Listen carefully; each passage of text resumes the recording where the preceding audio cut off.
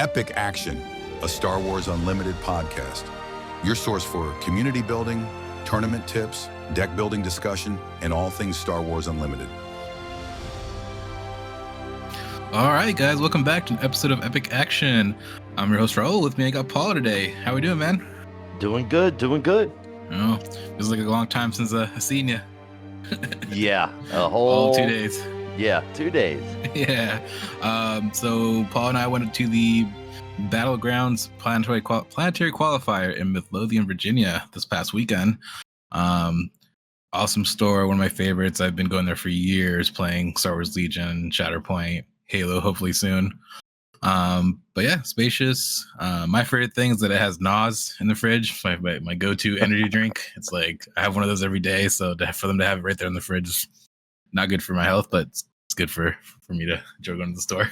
So, yeah, this is not your first time there, right, Paul? You've been there before? I've been there many times as well, from way back in the day.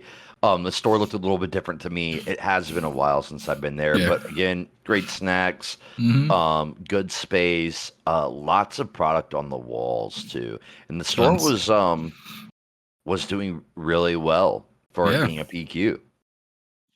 It was packed.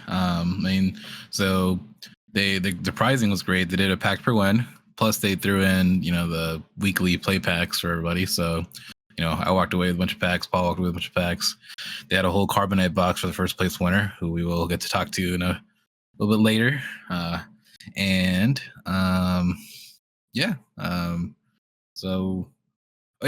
what I wanted to say. I wanted to shout out that BK, one of the store owners, good friend of mine, wanted to shout out they do their weeklies Tuesdays at 7. So if you're in the Midlothian area, Richmond area, go to Battlegrounds, play in their unlimited weeklies. Those are at 7 o'clock. So let's get right to it. So what did we bring? I am back on my Iden train. So Iden Data Vault. This is probably my first deviation from just straight up double Iden blue. But it pretty much plays the same, but I get to ramp now, which is awesome. Like there's almost no games where I don't get to like episode 15. Or not episode. Sorry, threw me off. The Nick just jumped in.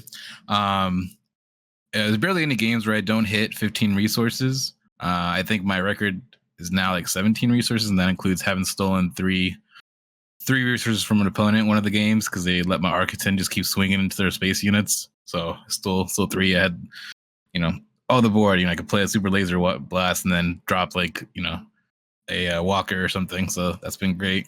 The amount of healing that this deck can do is pretty insane. Like if you can pull off the dream of the timely intervention to the walker, you heal 6, or if you don't need to use draw more cards. Obviously Iden herself doing the healing, vigilance is still there. It saved me a lot of games. So let me give Paul a second here to talk about his deck. I brought Luke Data Vault. It's all space all the time. And I put in a lot of reps with this. An insane amount of reps with this. And I was very, very confident. And it does have some changes from what people have been seeing popular in Luke Data Vault. You'll notice that definitely carrying turbo laser salvos, 2 main deck, 1 on the sideboard. Try and think of any other major notable changes. You'll notice I'm not carrying any Millennium Falcons. We're running 3 bounty hunters, quarries. That's most the main of it. There is some resupplies, which is a little bit of a change for what people are doing. I found that having a resupply in your hand on 5, on resource 5, and them being used to you getting ready to play a 2-drop or a 3-drop ship allows you to drop a resupply on them with a surprise and flip Luke early, and most people aren't ready for that, and it can really mess it up if you're getting Luke onto a red 5 or a Sabine's Masterpiece on turn 5 and getting that swing in. You're taking out units, you can hotshot maneuver with him, and it can be really devastating to the board. So I was having a really good time with all my reps. In locals, I haven't even, lost a game, and I was really excited to bring this to the BQ. That's awesome. Yeah. Kind of along the same note, in my Iden deck, talking about the ramping. One of my favorite things about this version is, Iden always kind of felt bad flipping out on 6. It's kind of late in the game. Being able to ramp, bring her out on 5 feels much better. Like usually you can just pop out and knock, kill something weak right off the bat, or just go ahead and swing into their base, knowing that you're gonna super laser blast in a turn or two. Yeah. Yeah. So kind of let's see. Let me bring back my Iden deck here. So kind of thoughts going into the weekend with deck construction. I know you've been grinding it out. I kind of just went back to her maybe a week or two ago. I ended up actually, we haven't really talked about this here, but I played in the RVA SWU season 7. And this is what I took to the finals and actually won that. We did 3 rounds of Swiss with a top 4 cut. And I had to face Boba DV and Samson Steve. What's Samson Steve playing?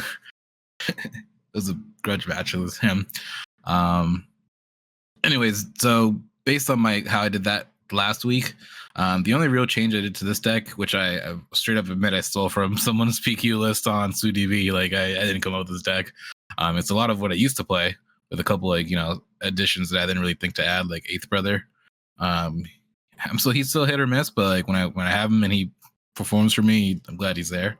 But the only real change I made to this deck was to add an extra restock into the sideboard because I don't want to have to play against another control player and lose just because I lost my only restock.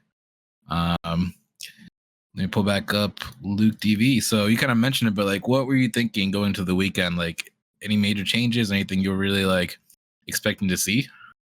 So I've been working on Luke, and everybody will tell you, like, Raul even gave me a showcase Luke because when he was announced, I was like, wow, Luke, like, I'm going to make this work. So I've been working on it since, spoilers, end of Twilight of the Republic.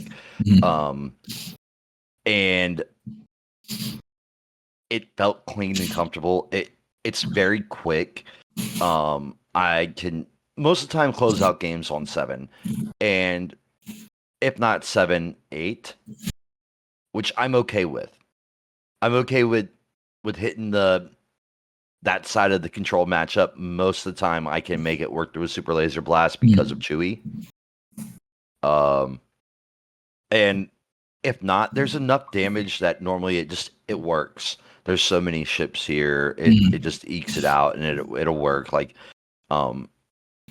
randomly not ambushing with a blue leader, but giving him the +2 and putting him on the ground. People aren't really ready for stuff like that, and I found it quite effective in my reps and practice. Sometimes even putting Luke on the ground and getting an even bigger butt. So nice. Yeah, it was so basically the 3 leaders I was expecting to see a lot of this weekend was Kylo, Han 2, and Boba 4 with the data vault. And that seemed to pretty much pan out. I didn't have to face any Kylo, so the parliamentarians in my sideboard were useless. But I did have to go up against a Boba for data vault, and one of my only 2 losses was to him. Actually, no, he played Boba for yellow. So, a lot of cunning going on there. So yeah, why don't we gonna go real quick through some of our matchups here. So I'll bring my deck up while we're talking about it. So I went 5-2. I got 18th out of 92. So for me, for a PQ, that's pretty good. There were, I think, one player who was 5-2 made it into top 8. So strength of schedule played a big part there. But overall, I was pretty happy with my performance considering I just picked up this deck back up like a week and a half ago. So my round 1 opponent was Colby from our locals. Kept joking like, oh, we drove all the way down here to see Colby. He was playing Piet Red, and just like you, he's been grinding this deck quite a lot, so he knows the play lines. He's very good with it. My man, he took me. He had me at 32 health game 1. Like it was right there for him. He needed to like either have a daring raid or just drop another devastator on me, and he would have had it. But I was able to hold him off just long enough with that little 1 healing from Iden. So his Piet Red was a lot of the when's defeated abilities. That that caused me to take damage. So that's hard for me to deal with. And, it centers around also planetary bombardment, which is difficult for me to deal with because I usually don't have stuff on the board to soak it up. Later in the game, I do. So I think at one point during the game, I had Devastator, Avenger, and a Walker out. So like his planetary bombardment just kind of fizzled on that turn. But yeah, we took it right to time. It was 2-0 on that one. Shout out to Colby. We had a little bit of audience watching us in the second game because it was pretty intense. We were just back and forth, but it was great, really fun. Second game was against Ryan Conroe, man. Team secret. Super excited to get to play him. It's been a while since I have played him. I think very early days of the game at Curio. He was playing Quinlan Tarkentown. So kind of expected, them to bring the heat with that. Unfortunately, my deck bricked out on me. Like just completely bricked out. Like opening hand was all 8 and 9 cost. My mulligan all 8 and 9 cost. So game 1 I had no plays until turn 4 or 5. So that game was just a wash for me. Second game, same thing kind of happened. Opening hand, all 8 and 9 cost. At mulligan, I think I had a one play, maybe a Power of the Dark Side, and I didn't get to do anything good after that until I flipped out Iden. So, Ryan's a great player to begin with. I did start to bring back that second game. I got to, I think, an Avenger on the board, but at that point he was already like super wide, and I couldn't do much about it. So, little kind of sucks. I lost because of that. And I was really excited to play with him because he's a really good player. So hopefully we get a rematch in the future and I give him a real game. Let's see. Next up was Bradley. He played Gar Saxon ECL. Fun game, and I guess for him it was a little bit of a problem because he wants to keep his units upgraded. So having to play a unit and put an upgrade on him slowed him down a little bit. It gave me time to remove things, but he also was playing a lot of shielded units, which obviously gives him that innate +1 attack. So yeah, I took that one down. After that, I played against Alan from the Central Virginia Williamsburg area. He was playing Boba Data Vault, so this is the first time I ran into Boba this tournament. Was it Boba? No, I'm sorry. I think I wrote that down wrong. He should be Boba Yellow. So he played Boba Yellow. And again, this kind of goes back to what I was talking about earlier, where I don't have the units on the board to absorb all the indirect damage. And man, was he tossing out a bunch of indirect damage. So he O2'd me as well. Awesome guy. Very well played. After that, I played against Rishi.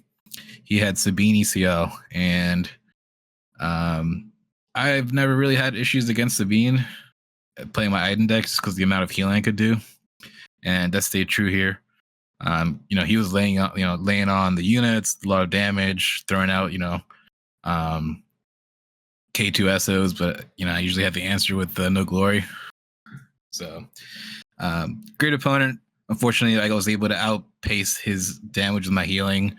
I got the Walker combo off on him, the ambush, so get the double draw to just to heal 6. And then he stayed on the board for another couple turns. I kept swinging, but I just kept healing and was able to squeeze that one out.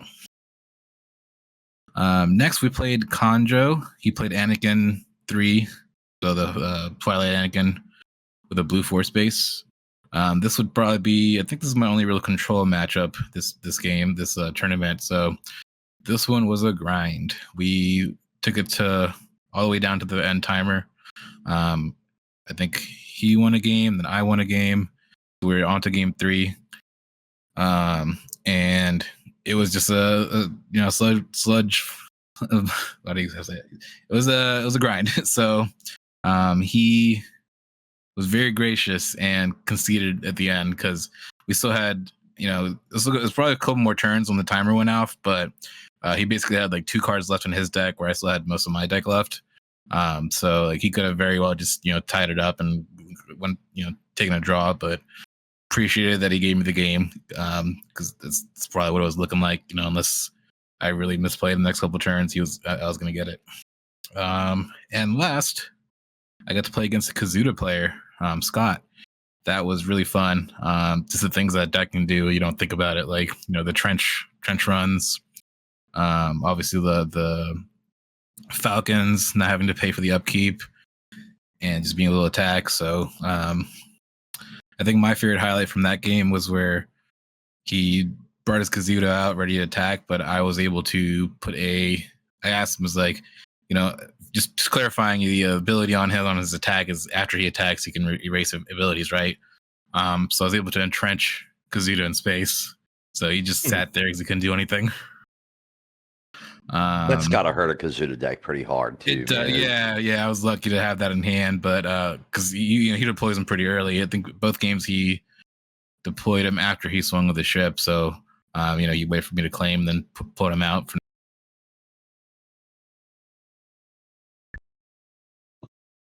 I think my camera. I think we lost Raul there for a second on video, but yeah, still technical difficulty. Yeah, we can still hear you. Okay, I'll just restart my camera. I'll see. Maybe come back or not. Maybe not. Either way, I'm still here. That's pretty much the end of my quick breakdown of my matchups. It had a really fun day.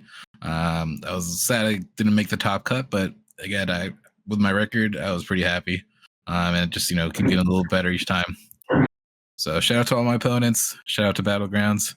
I'm going to throw it over to Paul now to talk about his Data Vault deck with Luke.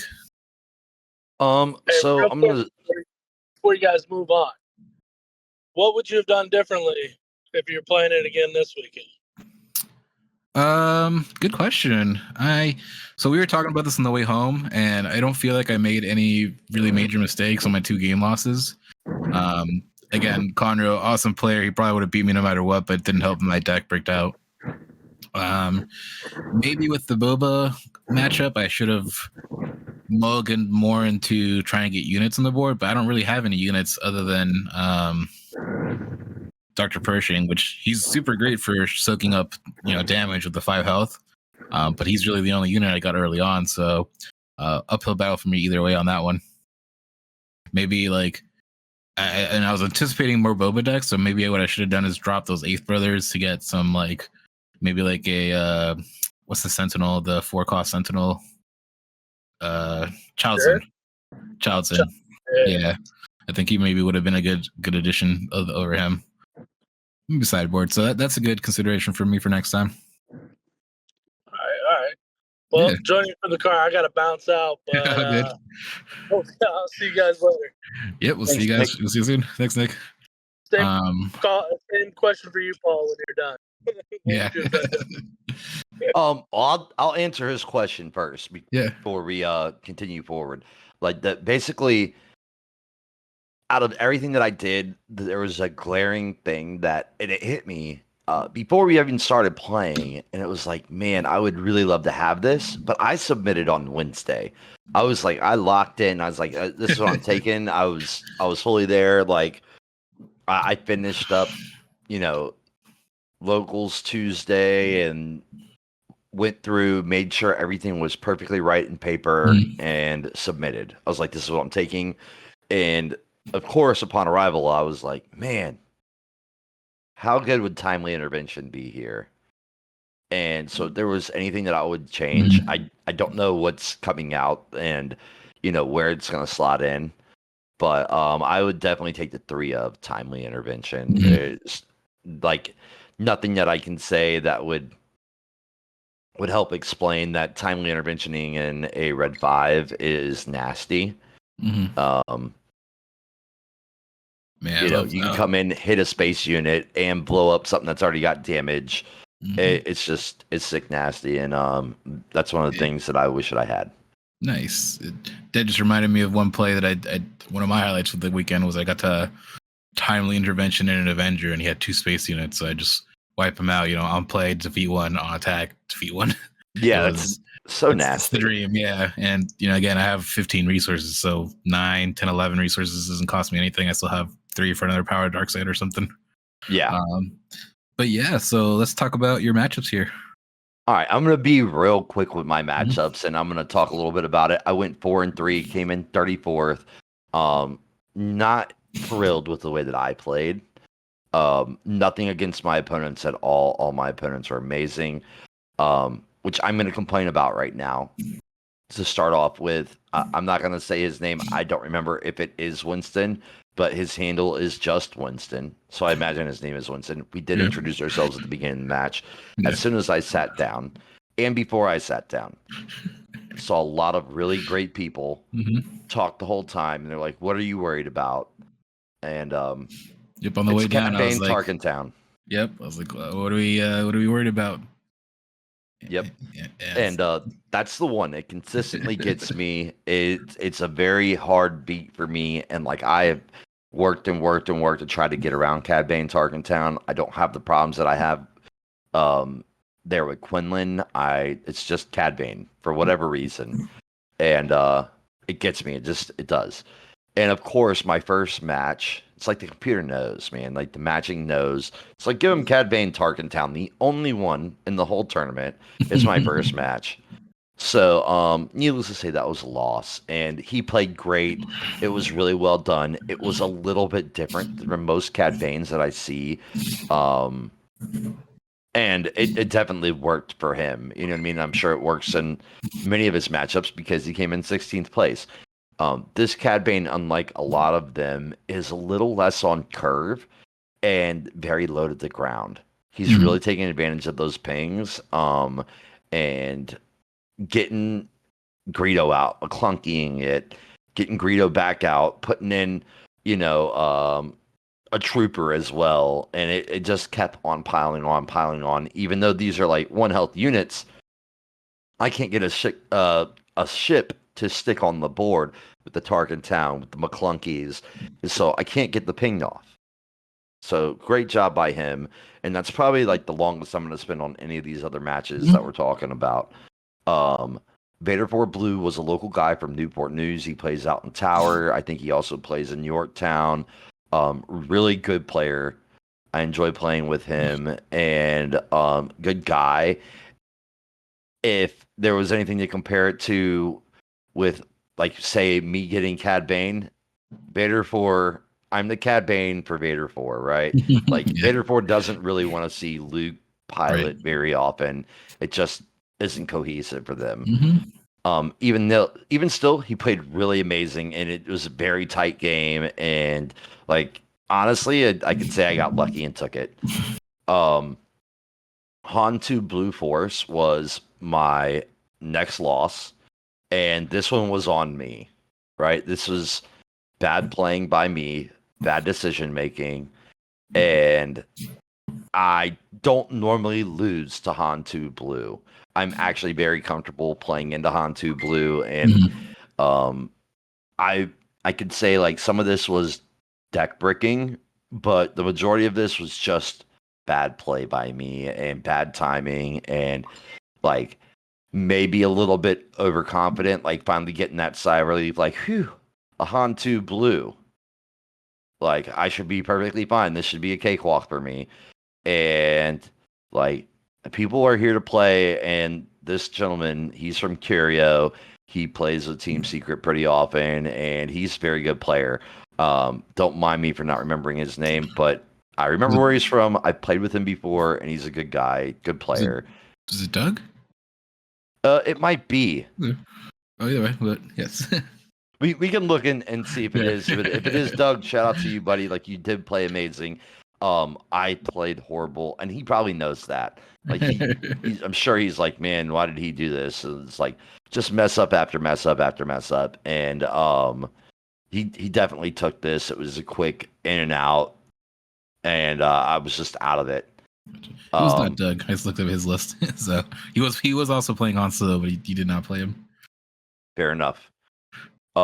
Next game was Thrawn 4 Yellow, and this was, standard walk in the park. Like, shook off that loss, goldfish brained it for sure, because like I felt like I was right back on track playing the way that I'm supposed to be playing for Thrawn 4 Yellow, and just like went right through it.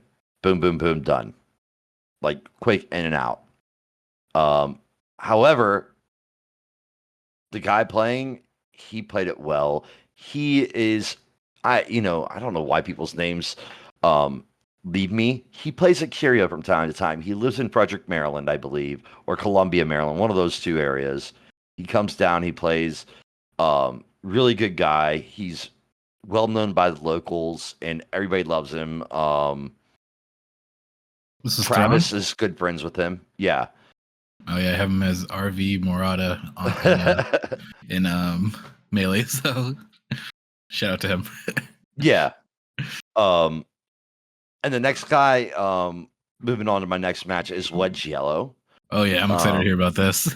So we know each other. We play in locals every week together. He told me not to mention his name, but he said to give him a shout out. So I'm giving him a shout out and not mentioning your name, Wedge Yellow. But I play with him. Really good guy. I see him in Williamsburg locals at Tap and Roll every week. And honestly, like, I know Wedge is in his back pocket, but he hasn't been playing Wedge at locals. And I don't know if he's just been, playing around. And like, I know he knows Wedge. He did pretty well at the tournament. Like, I'm sure that he plays similar to I did. We're probably all right in that little 30 range with the 4s and 3s. But maybe a little bit of deck bricking. He stated it the same way that I stated it, is like we really didn't want to play against each other. But his Wedge Yellow didn't break. I can tell you that it went off and without a hitch. And as much as I tried and made plays that I thought were going to win me the game, I just had another play right behind it. Sometimes it's hard to deal with pilots coming out that quick on the ships when you're a lot less piloty in space, right? Like you weren't. There's some pilots. We got R2s, we got Chewies, but that's it. Until we get to Luke to clean everything up. Really, the whole game plan here was to hope and pray on a turbo laser to come out and play that off of Luke and kind of wipe out the arena and take over the game. Didn't happen. So he played really well. It was a good round. Into what people are talking about is the main guy right now, Boba Data Vault. I told Raul on the way up, like, I don't ever have problems with Boba 4 Data Vault. I was hoping to see a lot more Boba 4 Data Vault. I was hoping to see Mother Talzins. When you're talking about matches that you want to get, it's like, I want to see the Hantus. I want to see Talzins. I want to see Boba 4 Data Vault, and think I could coast right through with those matchups. And again, it shows the guy that played Boba Data Vault, he played very well, but it was just in and out doing Luke stuff against Boba Data Vault when people plan in space. A lot of the times the counter is there when you have those lower units, and Boba Data Vault kind of has low toughness units across the board. You got Pride at 2 toughness. You got the 4-2 spaceship. And if you can keep Boba from flipping onto a ship, you pretty much got it. And I think he did get Boba out on the ship, but I had a disabling Fang Fighter right behind it to just, close it out.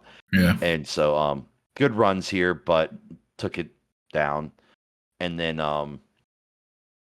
Ashy Mashy, man. For Han 2. Yeah. My last match was Ashy Mashy. He's a young prodigy, great kid. Young kid, like you, in a competitive environment like a PQ, it's really easy to walk into your last match like 4-3. We're not going to finals. 3-3 at this time, right? But we're not going to finals. We know that at this point. We're X-3. We're out of it. We're just here for fun. And I get this young guy, and you can underestimate them very easily because they appear to not be so focused, but these kids are prodigies, man. They know what they're doing. They're probably playing with their parents way more than we're playing at locals, way more than we're getting reps in. This could be a serious hobby for their family. And this kid, as much as he was unfocused on the game, he whooped me around. That's for sure. He like Hantu whooped me. He got Yoda out on the board. I think on like the 5th resource. Man, it was wild. And it was like, okay, well, like you got this one. Let's move on to the next one, man, because there's not much I could do about it. Every time he's using the Force and every play is using the Force, he's just wiping me. So, yep, on to the next one.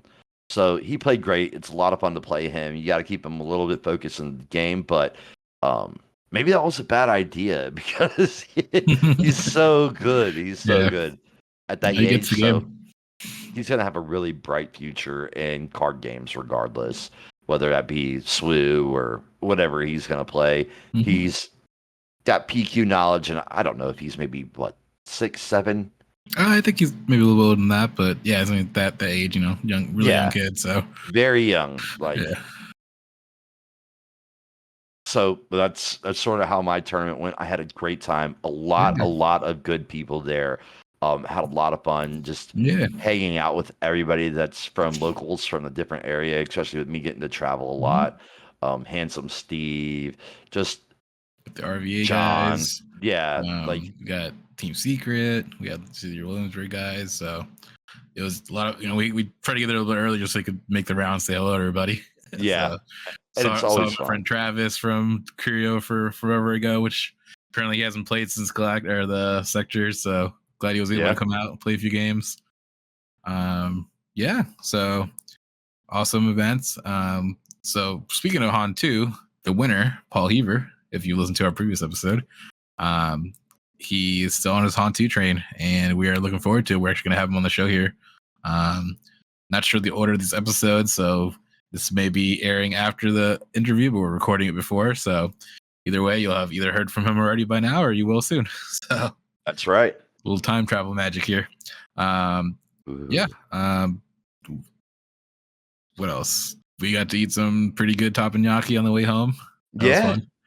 Had a good time at the buffet. They got crab, shrimp, sushi, all the hibachi you could want. Glad you were driving because I was struggling home. And then we're looking forward to Baltimore sealed PQ. That's going to be really cool. You're brewing ideas on how to practice for that. Yep, I've been working on ideas for practicing for sealed, which is just taking 6 real packs, guys. You go out, buy 6 packs, have your friends go out and buy 6 packs. You know what I mean? And write it down, email it, message it to your friends what the pool is. Give them the total pool and tell them to make the best deck they can. Play a few games with it. Play a few games, man. Like you got, I don't know if you're like us, but we have play sets of everything, right? Like the pool isn't important. I don't need to have packs, but to actually have 6 packs to open up and be like, this is a very real 6-pack pool that I could have in sealed. Let me make the best decks that I can out of this, just to be able to see some of those lines. So if you do happen to pull 2 of the Fathers as your legendaries and you get a rare base on top of it, like you won't be totally blindsided when you're like, what the hell am I supposed to do with this? So I have your list. I need to make a couple decks, see how it works. But no, I think it's a great idea. Just even if you only get like 6 packs and you just pass that list around, and your buddies can play it. Give it a shot to see what people come up with. For sure, it'll give you some insight into how you're making decks in sealed as well. Right. Take a look at what your friends are making. Take a look why they made those decisions. Communicate, talk, see what's going on, and if they beat you, maybe take their advice. Yeah, for sure. All right. I think that's it for us here. We just wanted to, have our thoughts out before we forget them. So, I had a great time at Battlegrounds. And anything else, Paul? Any final thoughts? No, I'm ready to land the ship, man. I had a good time. Thanks, everybody. It was great seeing you all. For sure. Speaking of landing ships, I do want to shout out one more awesome play by Colby. Both games opening hand, he had the prepare for takeoff. So he played that, I think one game played it both turn 1 and 2. So he just had all the ships in his hand, pretty early on. So anyways, Colby, we'll see you soon, buddy. All right, so this is Raul. Got Paul. I'm Paul. Yeah, and we'll catch you next time.